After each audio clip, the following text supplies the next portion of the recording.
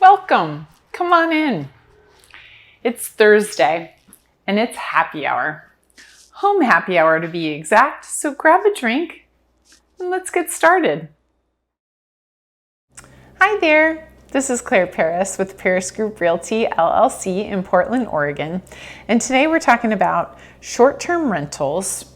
What type of permits are there? And can I rent my house out when I go on vacation?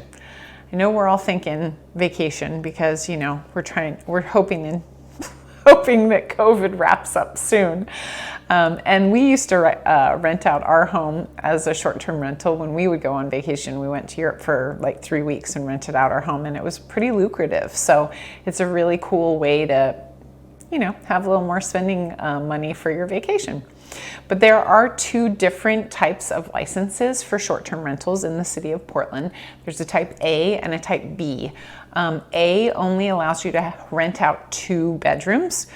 B allows you to do 3 or more. Now, type A is much less expensive. It's like under $100. Type B is like $6,000. So even though our house is a 3-bedroom house, we went with a type A. Now, here's the reason why we could do that. We put a lock on that 3rd bedroom, and when we left, we locked that door, and that was our storage unit so that we could put all of our stuff away that we didn't want people to touch, like fancy guitars and all of the things. So you can use that bedroom as a storage, and then you don't have to have the type B permit, which is way, way, way more expensive. So some of you know that we have an ADU in our backyard, and you're probably thinking, oh, they probably short-term rent that. We do not. And it's not for lack of trying, because the city actually only allows 1 license per location.